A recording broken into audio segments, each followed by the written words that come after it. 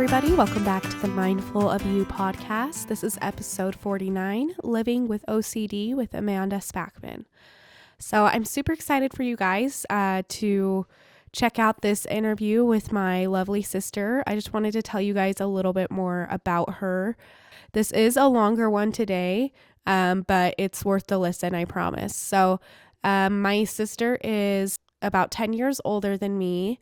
She has 4 kids. It recently came to light that she had been having this struggle with OCD, with obsessive compulsive disorder.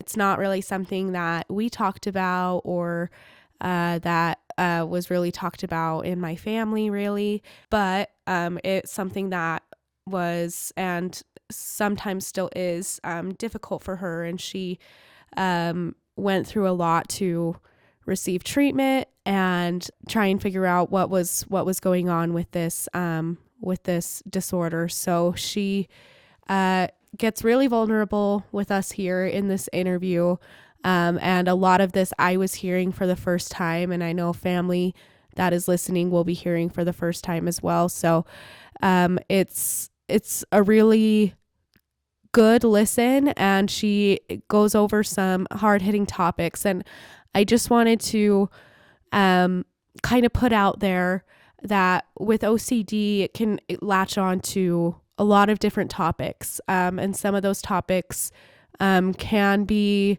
a little weird for some people. In my sister's particular case, it really latched on to her faith and onto God and spiritualism. And I just wanted to put that out there and make sure that we realize that this conversation is about OCD, not necessarily about the gospel or whether the gospel is true or not. That's not really the conversation we're having here. We're talking about OCD and how it latched on to her situation here. So I just wanted you to keep that in mind as you listen, because OCD can be really tough, and it can attach onto anything, even to the things that you love or cherish the most. So all that being said, I hope you enjoy this conversation with my sister, Amanda Spackman. All righty. Welcome to the podcast, Amanda. I'm so excited to have you. Thanks so much for having me. I'm excited to be on here and share a little bit of my story. Yes, thank you so much for being willing to do that. I'm hoping to just get every family member on here at some point. Yeah, well, I don't know what that says about our family, that we all have something we can talk about. We all have something to share. I know. Okay, awesome. Well, I'm just going to go ahead and jump into it. So I've already introduced you. We know we're chatting about OCD today. So our first question here is, how would you define OCD? Yeah, so that's a great question, and one that, sounds simple enough, but I don't think that most people have an accurate definition of what OCD is. And I know I didn't have an accurate definition of what OCD was until I was diagnosed. So OCD is on the anxiety disorder spectrum, so it does have a lot of anxiety with it. But the way that I would define it is intrusive thoughts. And intrusive thoughts are essentially just thoughts that you don't want to have, you don't feel like you chose to have. Not that we completely choose our thoughts, but thoughts that we kind of want to get rid of. And our method for sort of getting rid of those thoughts is to use compulsion, to manage the anxiety of those intrusive thoughts. So I just want to dig into that just a little bit more by talking about what that definition, like we said, that most people think OCD is. So most people are thinking about contamination OCD when they hear it. So someone who's really afraid of germs, or they're thinking of someone who really wants straight picture frames or something like that. So let's just take contamination OCD as an example. So if you had this type of OCD, the intrusive thought might be, I'm going to get sick, or I'm going to catch something. And then the compulsion would be that you have to wash your hands. sometimes even multiple times to get that thought that like I'm going to get sick out of my head.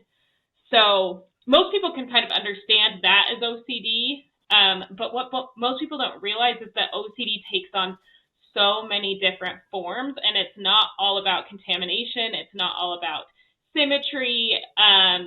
It can be so many different things. It's any intrusive thought that you use compulsions to get rid of. Or sorry, yeah, no, that's correct. And I just want to dig a tiny bit into what compulsions are before we get too far into the podcast, because this was something that I didn't understand. I could understand it from someone that had to straighten a picture frame or from somebody that had to wash their hands, but I didn't understand it in some of the other types of OCD that we will get into later. But some compulsions that are really common that some people don't realize can be OCD are things like seeking validation. So like needing to ask somebody if you did something just right. Another one that's really common is called rumination. Rumination means like playing over a scenario in your head over and over and not being able to get that out.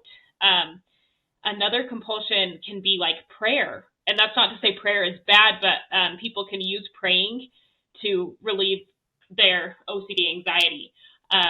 One that's really common in people who have like fears about their health can be like research or seeking answers on the internet. So if that's like, oh no, I think I have cancer, you relieve that anxiety by going to prove to yourself that you don't have cancer on the internet. Or you might find that you do have cancer, which interestingly enough, you can prove OCD either way. And even if it's bad, you're still relieving that anxiety. Another one is even like positive thinking can be a type of compulsion. So anyway, I just wanted to make that clear, and that was a little bit of a long answer, but the compulsions part of it is the one that I hear the most people say. They're like, oh, I can really relate to the intrusive thoughts, but I don't have any compulsions. And I just want to say that like in today's day and age, we are very familiar with compulsive behavior because of the internet, because of scrolling, because of social media. It's easier than ever to have compulsions, and I would say that everyone is using them at some point or another. That doesn't mean that they are diagnosable with OCD, but these compulsions are really common, and they're not always what we see or what we think of. Yeah, no, absolutely. No, I think that's a really, really thorough definition. Besides what you've already mentioned, what other misconceptions do you think people have about OCD? Yeah, so I mean, the biggest one, like I said, is just that it's all about germs or symmetry or having to have things a certain way. And that is definitely a subtype of OCD, but I don't even know. I'd be curious what the data is, but I don't even know that it's the most common subset of OCD. And there's a ton of different types. Another thing that I don't think a lot of people recognize is that OCD is very common. So I just looked up some data that says that 2% of the world's population suffers from OCD. And this next part is something that I learned from my therapist, so I don't have the official data to back it up. But he told me that something like 30% of people have OCD tendencies, which would be kind of that pattern that I was describing in the first definition, but it's just not affecting their life to the degree that somebody with diagnosable OCD is. So this is something that we are seeing all the time. Like it's right up there. It's not as common as depression or generalized anxiety, but it's right up there with these disorders and things that people are experiencing. So it's definitely not out of the realms of possibilities for something that you may have. And then the last thing I wanted to talk about when it comes to misconceptions is I think the biggest thing that gets kind of downplayed is just the severity of the anxiety, fear, and pain that people with OCD are experiencing. So kind of with that definition that we talked about at first, a lot of people kind of identify themselves as OCD. They'll be like, oh, I'm so OCD, I need to organize this drawer. Or I'm so OCD, I just need to fix this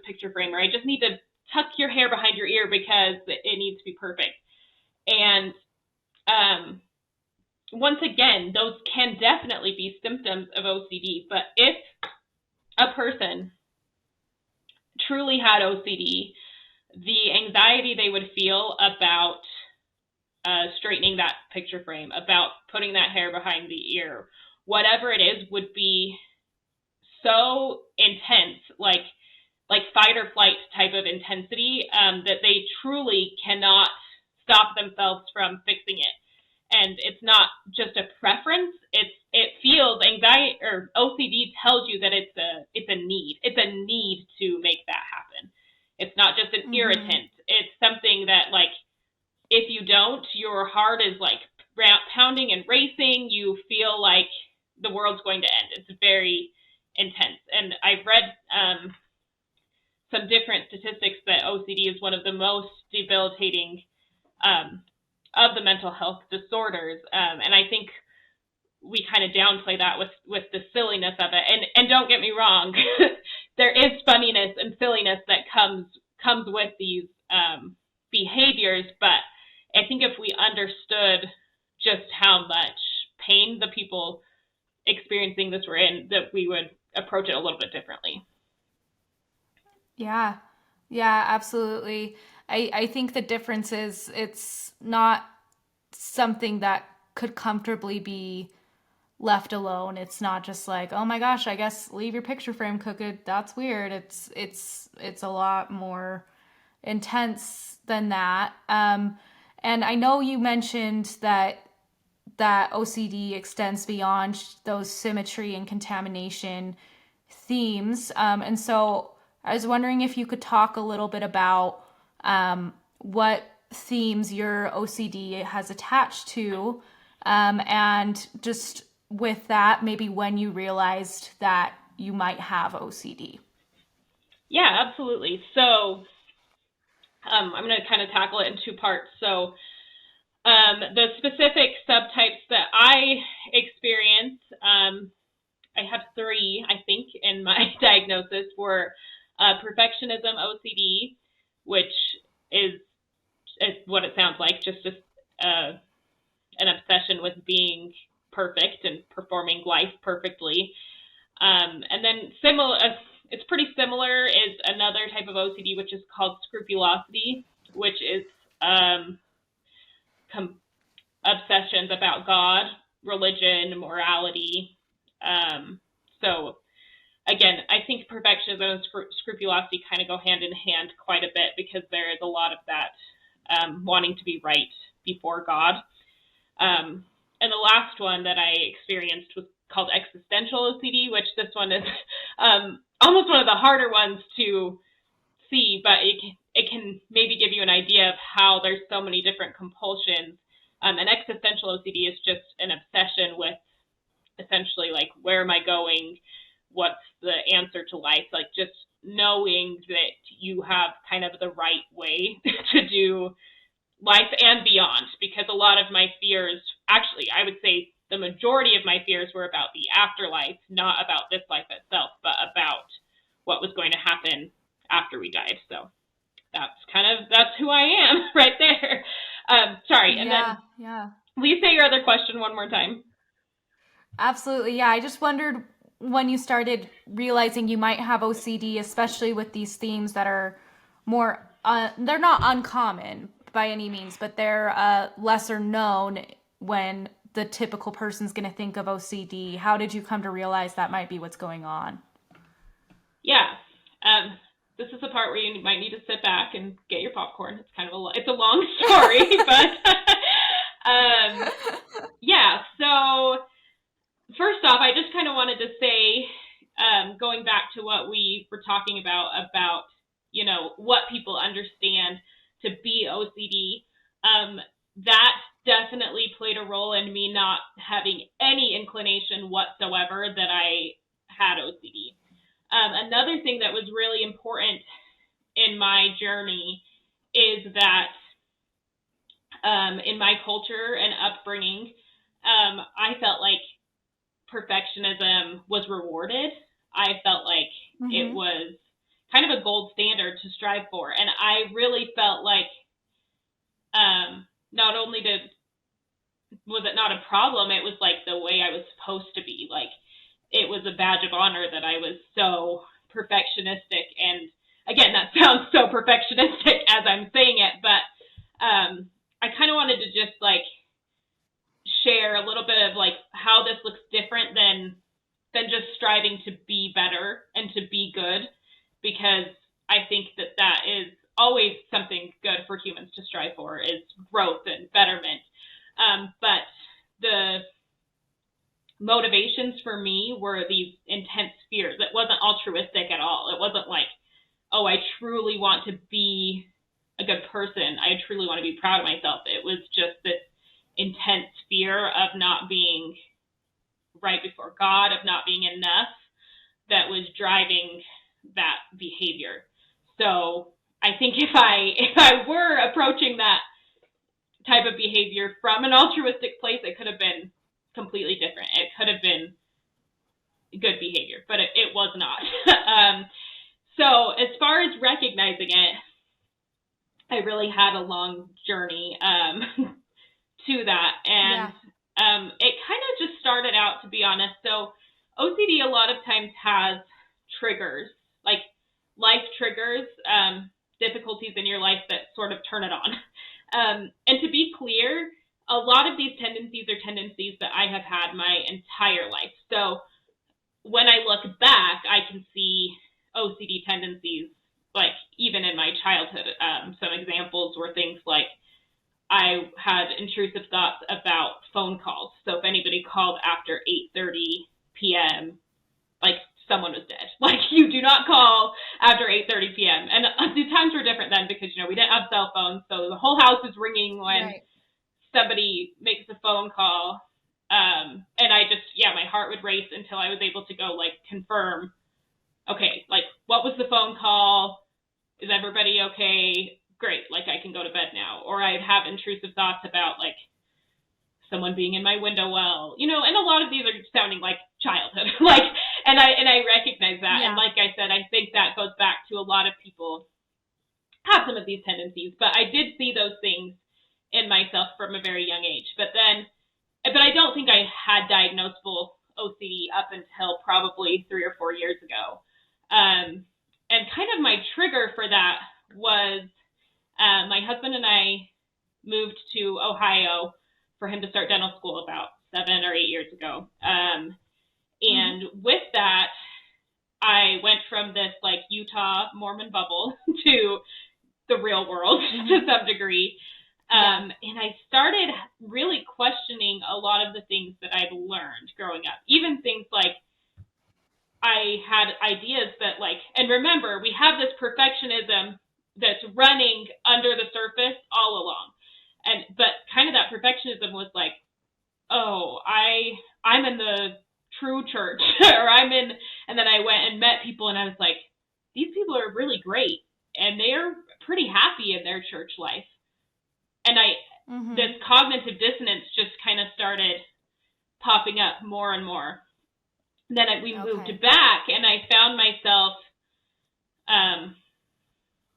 really feeling critical of a lot of the culture that I had grown up in, having experienced something different. And I was like, well, I've been told that this is it, like this is the way. And once again, we're having perfectionism say like, and there is only one way, and this is it. And yet I'm seeing a lot of things that I don't like, or I don't feel like this is right.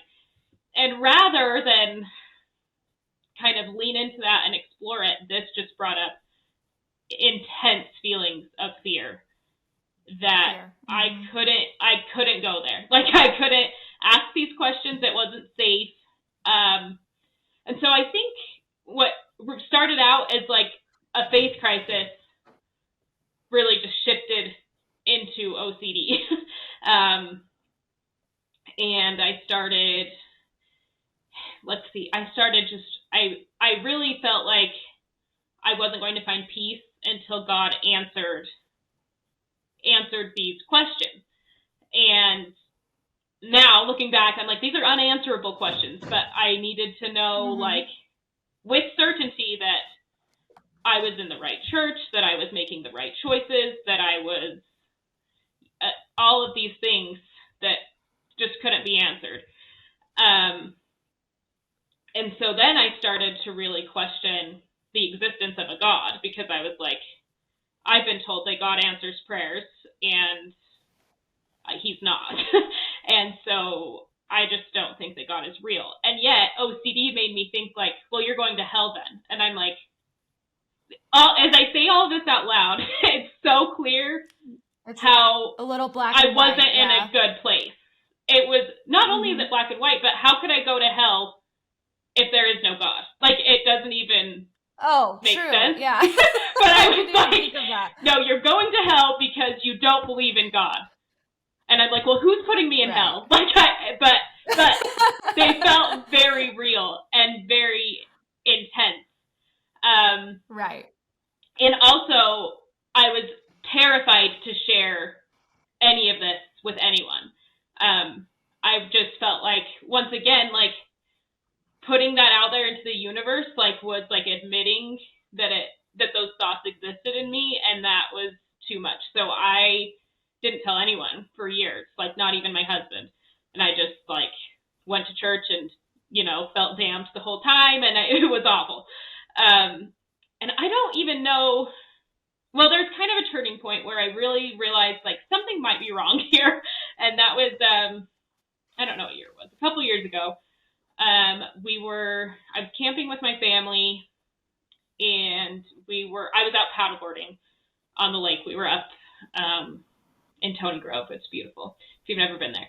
One of my favorite places, doing one of my favorite things, and I remember being out there on the water on my paddleboard all alone, and I just looked around, and I felt nothing. Like, I felt completely numb. I didn't feel any awe at the beauty of the world. I didn't feel any joy doing something I loved. I just felt empty. And I recognized that, but like, this is not okay. So I think that was kind of, one of my first inklings that something was wrong, but I still had no idea what was wrong or what I needed to do about it.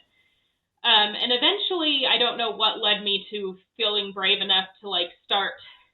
I really didn't share all of it at once. Like, I didn't, like, say, like, hey, honey, I don't know if I believe in God, or I don't know. It was more like I, like, started, like, putting these, like, little tentacles out of, like, like a thought that was like, maybe someone will grab onto this and recognize that I'm struggling. Sorry. But I wasn't, like, ready to, like, just, like, say it. And eventually I told my husband. I didn't tell, like, everyone. And then one day, my brother was up visiting for something, and for some reason I was just feeling, like, vulnerable that day, and started sharing, like, again, those tentacles of, like, what was going on. And he shared his experience with OCD, which was, like, he's my brother, and I had no idea. Like, I didn't know that was something that he'd experienced. And I was very skeptical. He kept being like, he was trying to be tactful and not being like, dude, you have a problem, while also being like, let me tell you some of the things that I've experienced.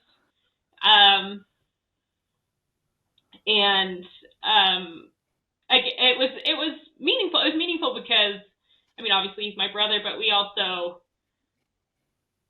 we have similar personalities, so I could see, I was like, oh, yeah, I can see that in you, and that was, like, the mirror I needed to see for me. So that was kind of, like, the turning point. And honestly, like, looking back at the time, I was still in that, like, numb phase. But, like, the first time I felt like somebody out there was listening. And I couldn't at the time, like, be like, that was God.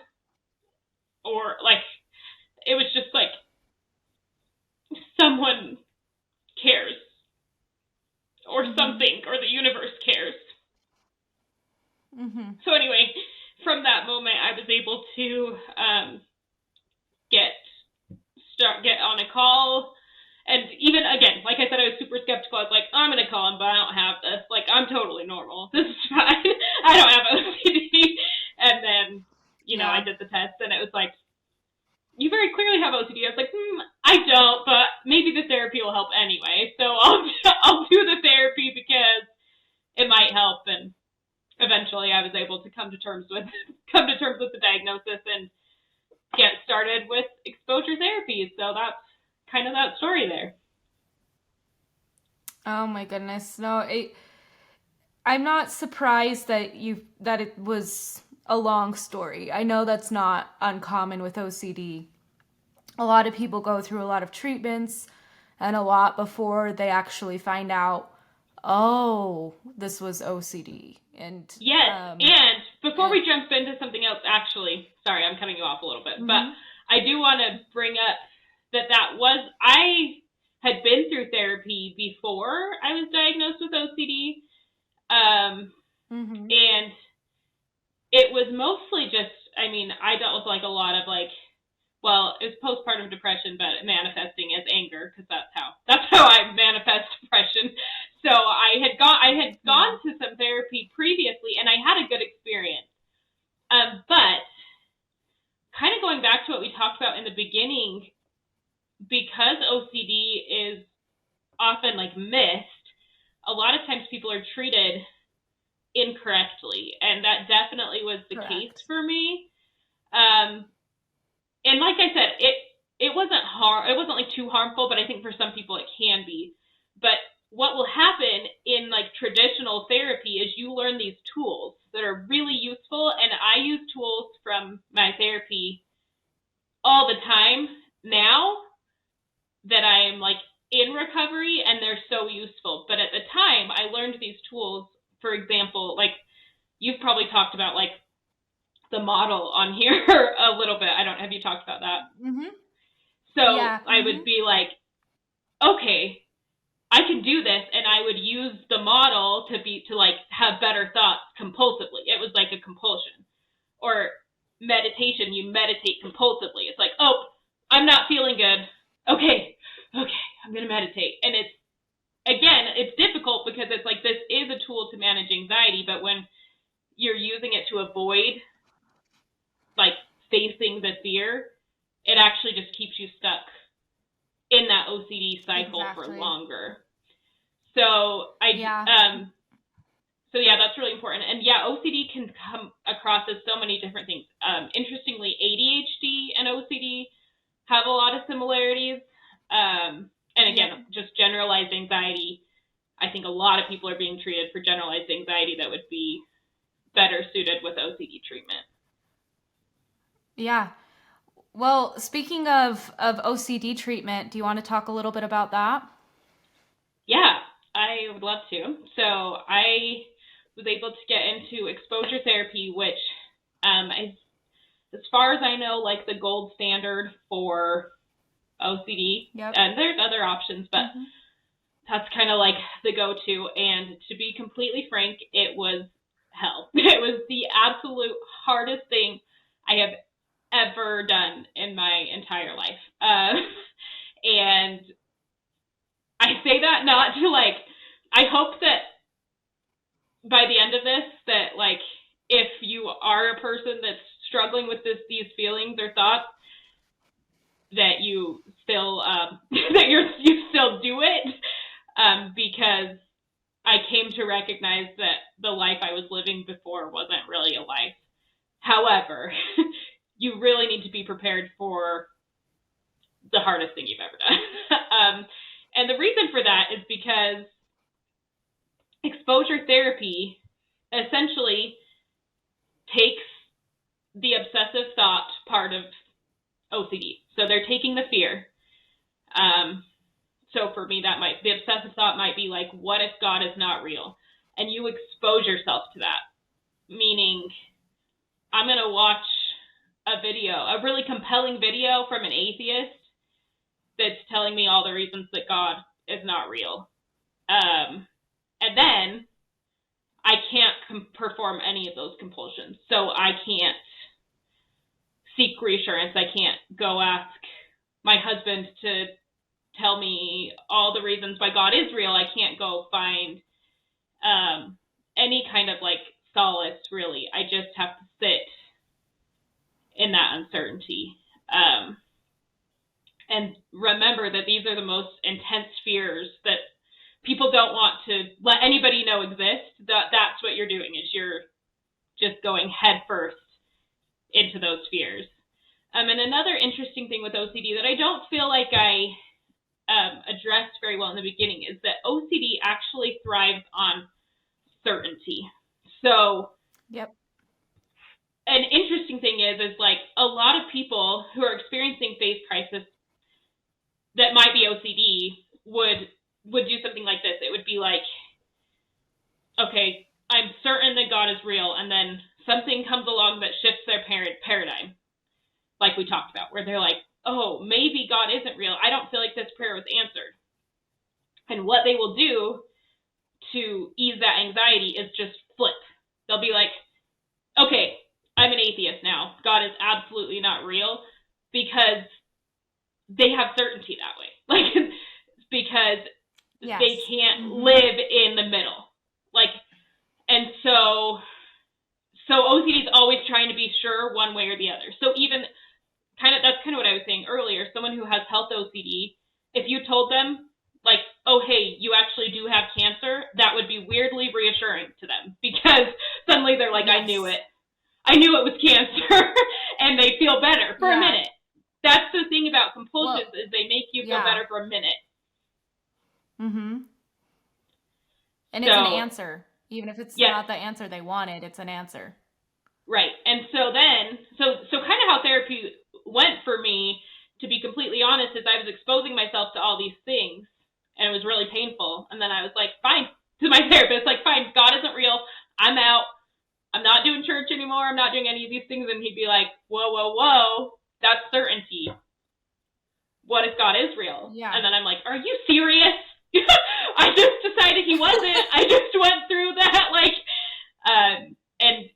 and learning to sit in this messy middle is so viscerally uncomfortable for everyone. This is not just an OCD thing. It is, and yet that is where I have found the most peace that I've ever had in my entire life, is in that yucky, unsure place in the middle. And I find myself constantly, and now that I've been in therapy, in all aspects of my life, trying to find myself back in that like messy middle and staying away from certainty.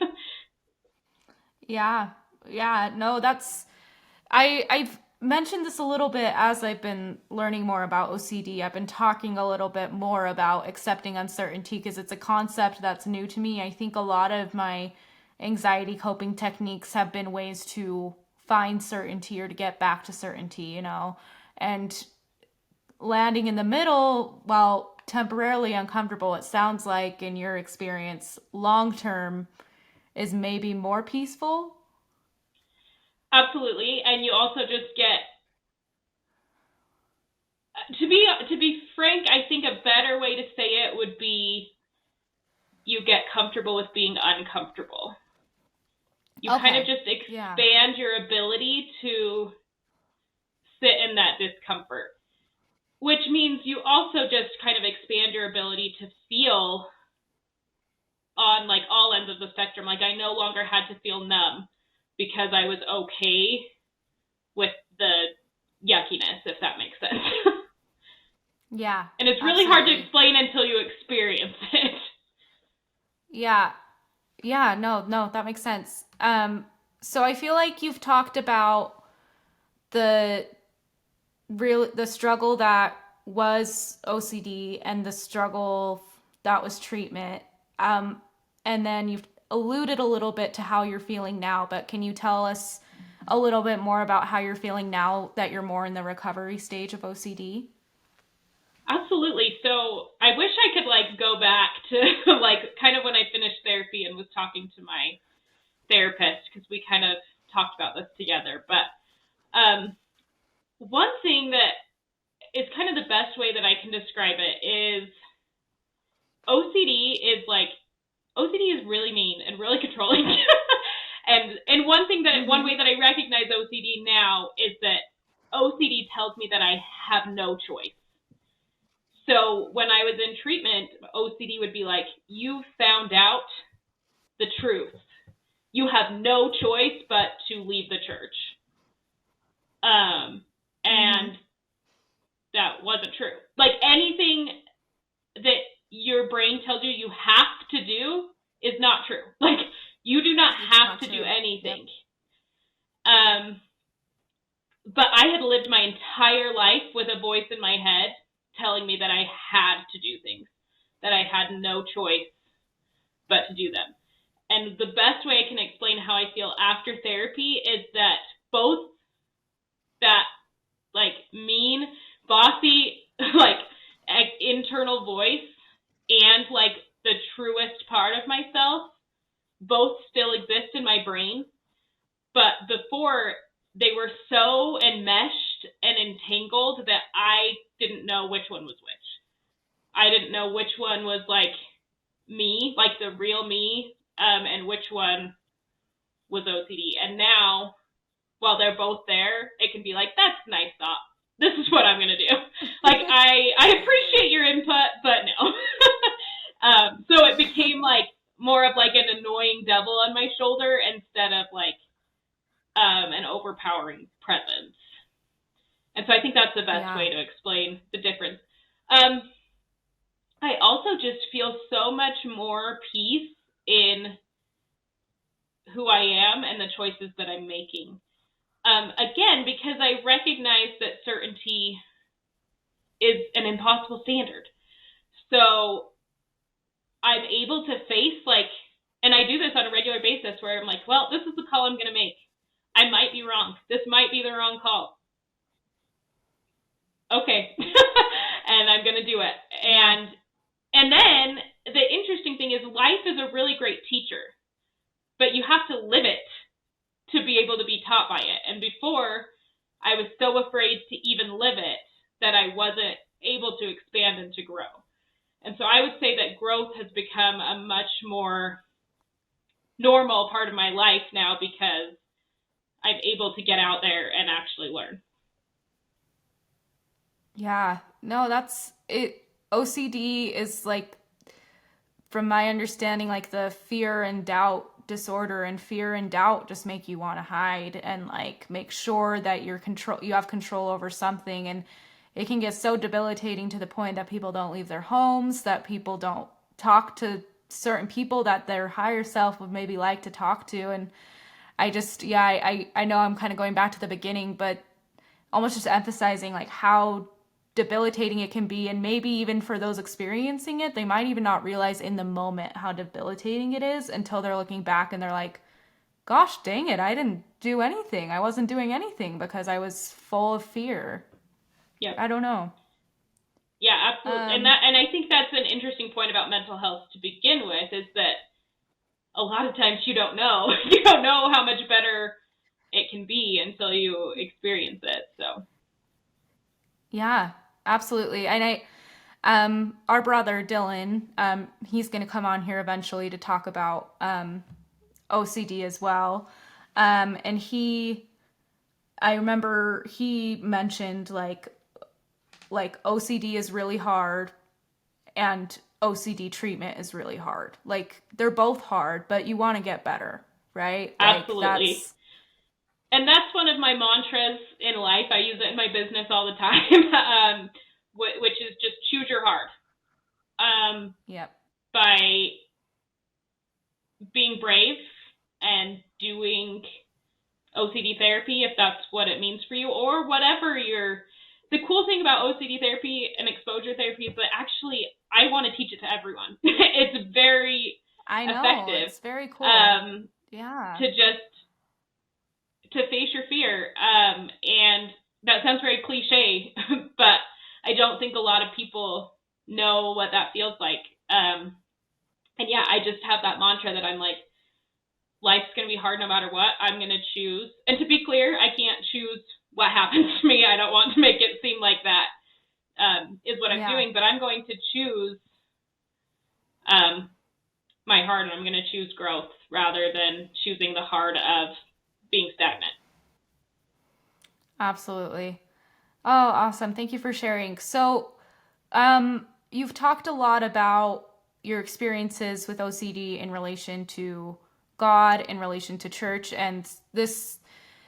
I don't know if everybody who listens is LDS, but I reference the church all the time, and we talk about the gospel and all that stuff. And so just keep that in mind as you're sharing. You don't have to define everything. It's okay. I just am wondering how OCD has affected your spiritual life and your church life.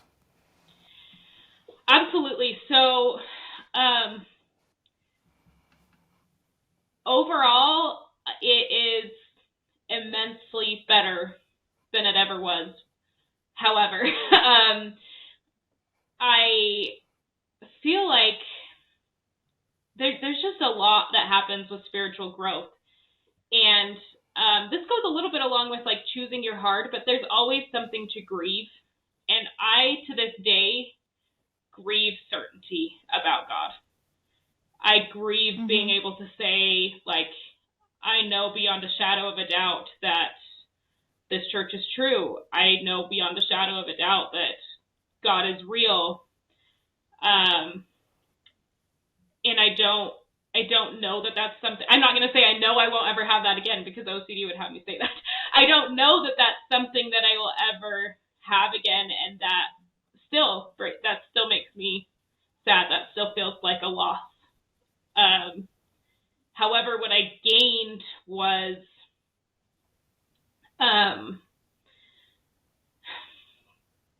a greater empathy. I feel like a more godlike love and a real testimony of the transformative power of the practices of the gospel. And I honestly just want to be clear that, like, I just stopped asking the questions. Like, I no longer ask God if he's real. I no longer ask God if the church is true. And I realize in some ways that's like controversial. And like, there's like scriptures that are like, and ask and you shall know. And I'm like, my way of knowing. Not me. Yeah. Comes from practicing. And learning and growing. So I feel like I used to regard church as like my sanctuary. It was like where I found peace, where I found safety, where I found certainty. And it has become my workshop, my like place to get dirty and to figure out this love thing. And I definitely feel like another thing that I grieve a loss of is a feeling of fitting in. Like, I used to feel like I fit perfectly into what it is to be a Mormon. Like, I was that. And I'm using that word. I know that we don't use that word anymore. I'm using it because I feel like it almost like defines what I'm talking about better. Because I'm not really talking about what it means to be transformed. I'm talking about like the cultural side of things. Like, I fit that. And now that dissonance that I talked about that kind of started the whole thing, like, it's not gone. Like, it's not like I'm like, oh, now I know that this is all good. Like, I didn't receive answers. It's, I guess, what I'm saying. That's not, and that honestly is something that I feel like I should bring up, because that's why I went to therapy, is I thought therapy was going to give me answers. And instead I found out that the answers were the problem, or seeking answers was the problem. So anyway, I did give up that fitting in, but I seek more for belonging. And once again, I no longer am looking to the church to give me what I need. It's not like provide for me what I need, but instead I'm like, who else is out there who needs my particular perspective? Who needs me to like say something controversial, which I do in church all the time. And there's so much more meaning, but there has been a loss. And I think that's again something that I've learned through this experience, to just choose, for people who choose to leave, there's a loss. And there's also a gain. Like everyone's just doing what feels right to them. And I think if we can accept that will grow a lot in general. So that's kind of what spirituality looks like now. A lot less certainty, but a lot more authenticity and a lot more genuine trying. So I love that. Well, it's really hard to give and to serve and to genuinely become better when you're really wrapped up in the perfectionism aspect of things, because that's not real. Absolutely. And to anyone who's out there that feels like those existential thoughts that I felt that were so scary I truly feel like I needed the experience of letting the God that I believed in go. That God wasn't real. And thank goodness he wasn't, because the God I believed in was cruel. He was, there wasn't room for love for that God. And I had to some degree, like that experience I had with, temporary atheism or whatever it was, I needed it because I needed to rebuild God from the ground up. That's really beautiful. Okay, so I just have, I think, 2 more questions here. Maybe 3. I'm wondering, how can loved ones respond and support those in their lives with OCD? Yeah, this is a really tricky question. I know. First of all, I want to shout out my husband, because loving someone with OCD is really hard. And the reason for that is because sometimes you have to, I don't really like the term tough love, but especially because a lot of people with OCD use their partners and their loved ones as a compulsion to be like, honey, tell me what to do, or tell me that I'm right, or tell me that I'm perfect. The real answer would be like, well, maybe that was the wrong thing to do. And then they're going to want to kill you. So that's why I'm like, It's really hard, because the best thing to do for somebody with OCD is to not feed into their need for certainty. And they also are going to be feeling so much anxiety that they might take it out on you. And my spouse has been the recipient of unfair lashing outs more times than I can count, and I am grateful to him for that. I think while you don't have to you should try not to feed into their need for certainty. The best thing you can do is offer love and support, and say like, gosh, I don't know either. Or I know this is really hard for you. Or I believe that you have what it takes to get through this. So just offer that, like, you can offer love and support without offering certainty. Without the reassurance. Yeah. Yep. You can say, you can do hard things, I love you, and then they'll still want to kill you, but... Yeah, that's a hard question. That's what you can do. Yeah. So we talked about this a little bit, but you mentioned like maybe 30% of people have OCD tendencies, 2% have the disorder. So not everyone listening is going to go do exposure response prevention, but what do you think the general population can implement that you've learned as a part of OCD treatment? Yeah, I think that like I said, I think everyone could use this. and that is to lean into uncertainty. And again, this is like really hard to explain until you experience it. But I think we all know that experience of like that pit you feel in your stomach when you feel like you did something wrong, you might be wrong, you're finding something out that makes you uncomfortable, any of those things. And it's, again, especially with social media, I know we all like probably have that all the time. Like, oh, I'm not as pretty as her, or I'm not, you know what I mean? We're all constantly doing this like certainty thing. And so I would just encourage everyone to, every time they have a thought, maybe not every time, but to just practice when you have a thought that feels intense, that feels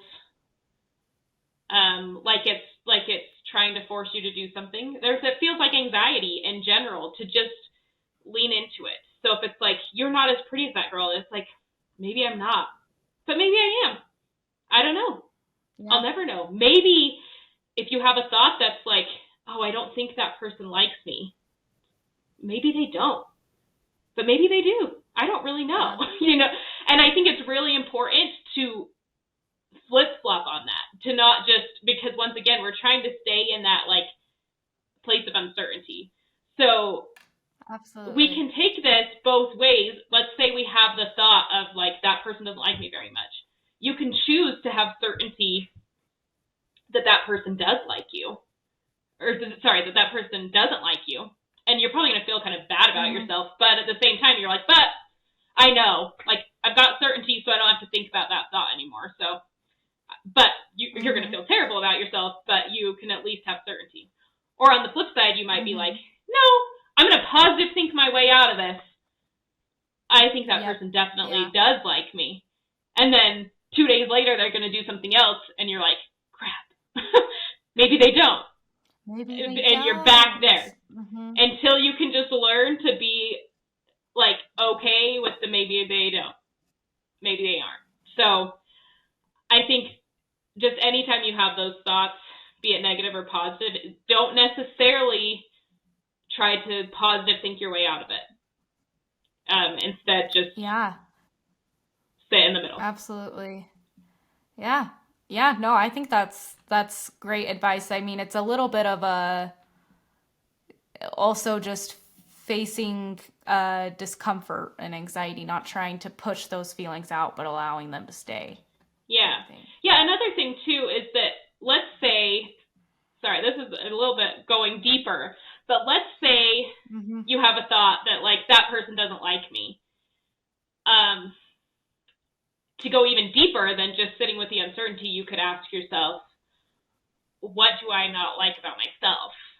What do I see in myself that I think they might be seeing in me that would make them not like me? And how do I feel about that about myself?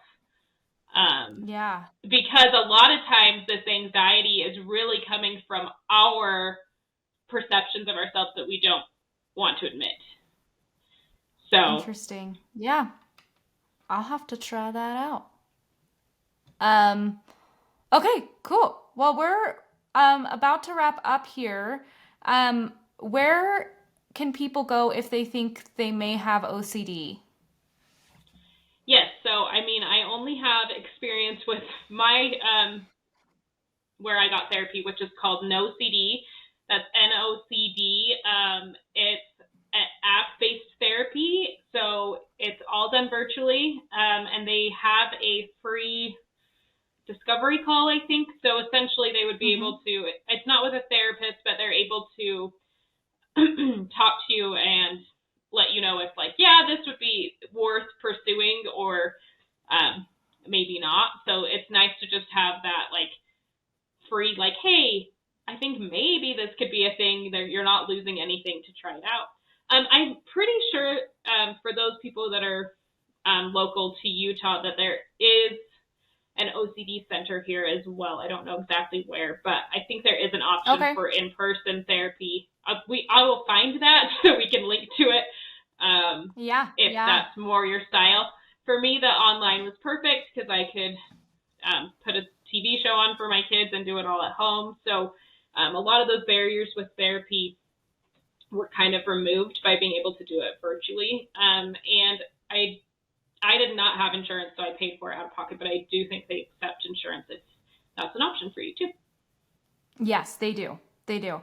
I'll also link to an online program called The Path. They have online modules built to be OCD, and then there's also a YouTube channel that wouldn't be OCD treatment, but could help you learn a little bit more about OCD and maybe give you an idea of if you should try it out or not. So we'll link all sorts of fun things in the show notes. So Amanda, thank you so much for coming on and sharing things that I know are very personal to you, things that I didn't know until we talked, and things that I know that you kept to yourself for a long time, but the fact that you're talking about it now not only helps me, but it helps people listening, and I hope you know that, not to grant too much reassurance, but I know you're not the only one who has felt something like this, and I'm hoping that somebody out there hears your story and relates to it and can know that they're not alone, and that that there's help out there. So thank you so much for being willing to be vulnerable with us. Yeah, thanks for giving me the opportunity. Okay, awesome. Well, we're going to wrap up here. Thank you guys so much for listening, and I will cut back to me. Thank you. Thank you guys so much for listening today. I really enjoyed this conversation with Amanda. I hope that you guys did too. If you enjoyed listening to her, she doesn't share often about her OCD journey, at least not right now. But if you want to hear more from her or learn more from her, make sure you follow her Instagram at Planned, Prepped, and Productive. I'll link that in the description, and I'll also link her podcast. She's not currently doing more episodes, but she has a lot of really good episodes on there. If you need any help with meal prep or meal planning, she has some really amazing resources. So I'll link the information for her socials in the show notes if you want to take a look at that. And maybe I'll have her back to talk a little bit more about that meal prep and meal planning stuff. But we're really glad that we were able to have her here today to learn more about OCD. I'll have my brother on sometime in 2024 to talk about his particular journey with OCD as well. So if this was something you enjoyed and wanted to learn more about, we will have someone else on in the near future to talk about this a little bit more. So thank you guys so much for listening. I want to make sure you tune in next week, because it will be my 50th episode of the podcast. I think technically it's a little bit more because I have bonus episodes, but my 50th numbered regular episode, and I have something fun in store for you guys, so just make sure you tune in. Thank you guys so much for listening, and talk to you next week. Bye-bye.